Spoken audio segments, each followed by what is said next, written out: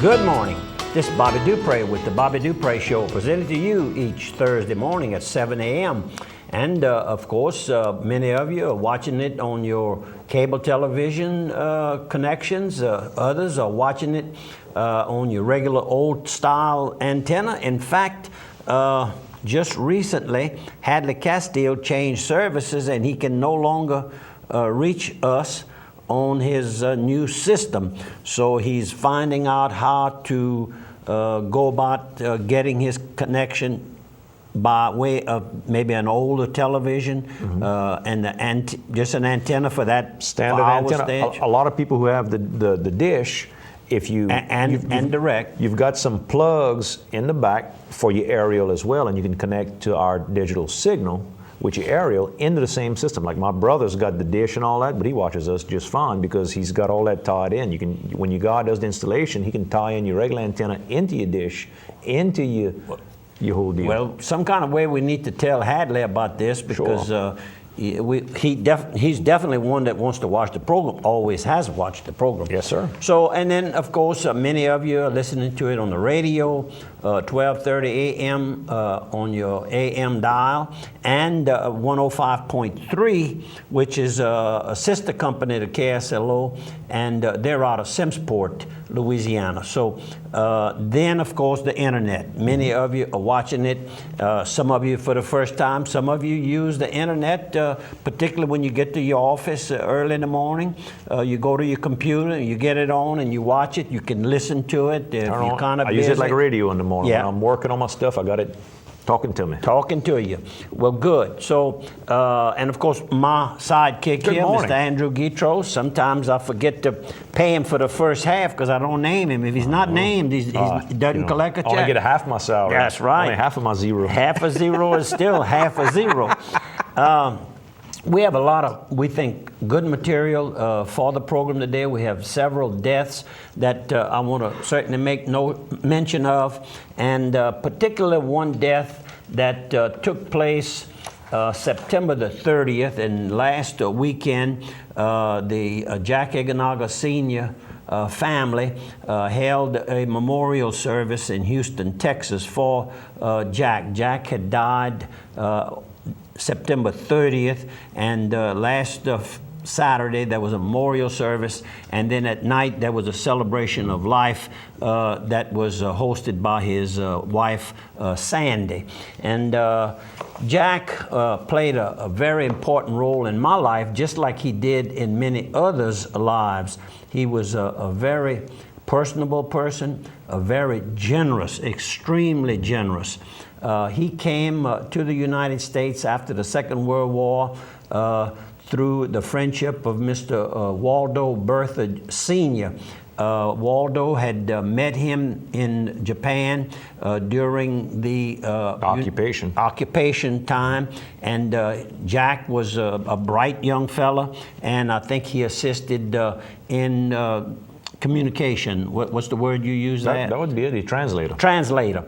And I feel that was the beginning of the relationship, and he moved to Texas with Waldo. From Japan. From And Japan. you had to have someone sign for you to come, so the family... Waldo did that for him, and he graduated from Trinity University in Texas.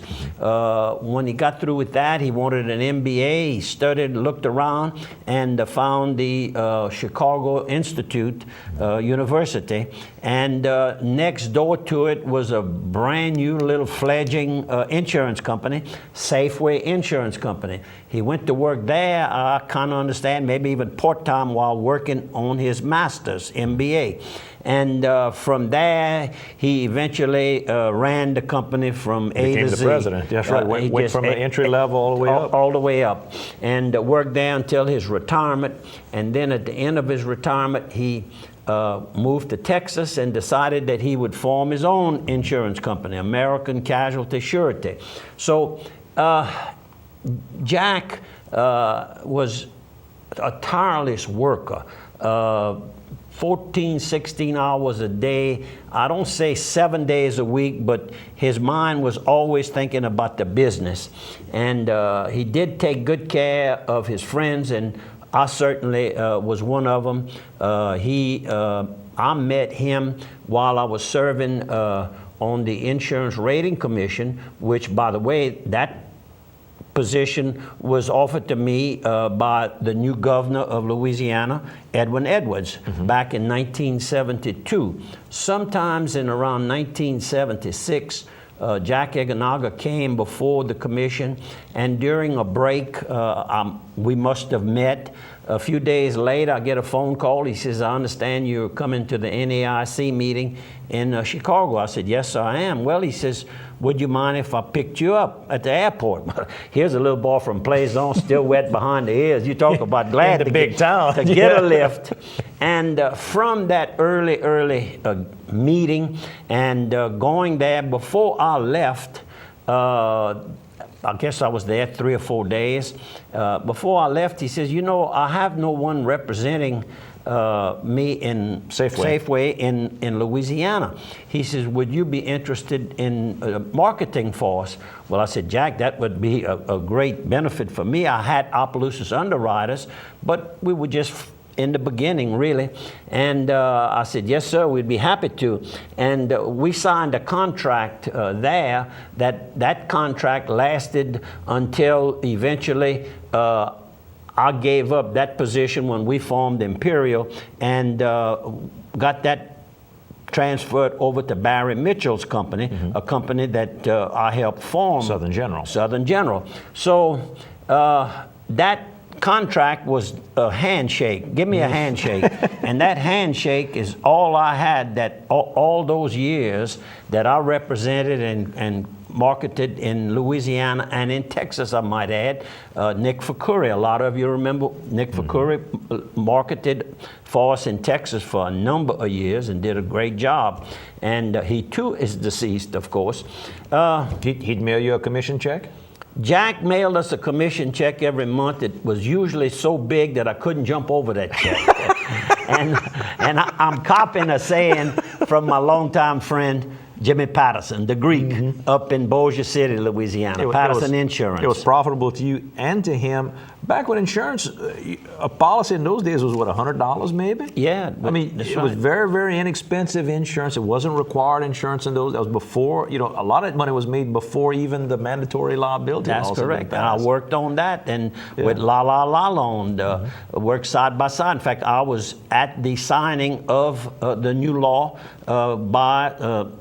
when Edwin Edwards signed it several years, that's probably in his third term when that took place. But anyhow, our relationship was great. And in July, about the 23rd, 24th, and 25th, Vicki and I went down to his new camp. Show some photos here, Mark. In Lake Sabine Lake. Yeah, we're frying some fish. And that's the back of his camp. He was just building his boat shed at that time. Look at that long walkway, huh? And that was in 2010. And you frying with some Luana oil? Luana oil, that's correct. Proud to show that. And there's Jack. And Jack had two real loves outside of working and his family and his friends. His other two, which I don't know which one came first, to be honest with you, was fishing, when we'll show you some fishing pictures, and of course cooking. And we're going to show you got some cooking too. in his new camp, which, by the way, the design of it was basically provided by Timeline Builders. Vince Booth was living in Houston, and he and Jack corresponded, and basically the plans that Jack ended up using were those by Vince and Kendall Broussard, and of course at no charge to Jack. We owed him that. And here he is doing his cooking on his own personal hibachi. And just an array of different foods. And this is his front door. That's the driveway. There's a car park right there. Boats from around the world. Passing Intercoastal Canal right there. And right here, we're getting ready to go take a ride in his boat. That would have been on the Saturday. And of course, that's the gentleman that works with him. George Nelson. And the way George became very, very close and very helpful, I might add, to Jack and any guests such as ourselves, George's wife, Betty, has worked for Jack for many, many years in the office.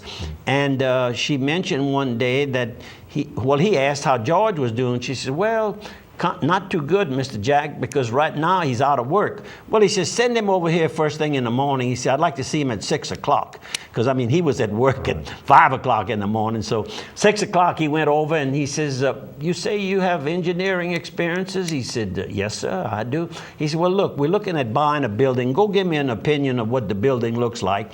And he went to work. And, of course, when Jack died, George was still there and hopefully will remain with the company. And that's about the biggest fish we caught that day. Unfortunately, we had a blast. There's his Miller Lite, and we had some big cans that day. It's a beautiful area. Beautiful area. I mean, it's gorgeous where his camp is. Now, that's the camp itself? No, that's just another camp. Well, no, that is the camp. That is the camp from the other side. From the other side in the little jetty, I guess. Well, you just named the Intercoastal Canal. Intercoastal Canal. That's correct. There's George for the first time, I think, where we can see George. I think we'll show a better picture after a while. And then Vicky and Bobby and Jack. And you can see it's pretty hot there. It's July. A lighthouse that's been there for umpteen years. Shrimp boats, and you see the birds all around it. Oh yeah, pelicans all over there. Pelicans. That was the last time that I saw Jack in person. Alligators. And certainly it brought back some fond memories. And all of his friends. Where's Troy? Troy. Yeah, Troy. Shoot him, Troy. Shoot that alligator. No, shoot him, Elizabeth. That's right. And then that's some better pictures of when he's working on it. When he's working on his hibachi. Just look at that. I mean, he loved it. He loved it. Just an array of shrimp and crabs and you name it. Well, folks, we're going to have to go to a radio break. We'll see you on the other side of 3 on the radio. Yes, sir, and we'll have a lot of more pictures later on. How about this? Opelousas General, if you want to go ahead and vote for their new video, go to pinkglove.co/10. You do that, and you can vote on the fact that they're crossing their pink gloves. They've produced a video showing all about what we do here at Opelousas General Health System, and the idea is to generate $10,000 locally from the Susan Komen for the Cure Fund to help patients in this area with breast-related cancers. So if you can, go and vote. It's a contest. It's right. It's on Facebook. There's a place up there that you can vote if you've got a Facebook account. How's that? And that's it closes October the 21st. Look at you, October 21st. You're on the ball. Household Hazardous Waste Day. We have a few days on this, but we'll bring it up to you and ask you to start maybe preparing for Saturday, November the 5th. The St. Landry Parish Recycling Centers on West Landry Street in Opelousas and on Dusson Street in Eunice from 8 to 12 in Opelousas and 8:30 to 12 in Eunice. Mr. Catry Martin and Mr. Velton Stelly started this. I know they had it last year. I'm not sure how many years, but it's been very successful because it's open to all residents of St. Landry Parish. You do have to show proof of residency, such as your driver's license, water bill, something like that. They're accepting, and this is where you could start preparing now for that Saturday morning so you wouldn't have to start scrambling all over your property looking for accepting paints, automobile batteries, motor oil, antifreeze, household cleaners, tires, a limit of 5 per person, fluorescent tubes, bulbs, electronic waste, cell phones, all of this that you should not be placing in your normal garbage that you're sending to the solid waste. They'll take care of it in their own way. And this collection is for households only. It's not commercial. So please don't go there and have to be turned down and maybe kind of get your excitement up again. But we'll come back on this at least once more. Then they also want to announce that they have a compost now available. It's a cured blend of equine, stable bedding, and green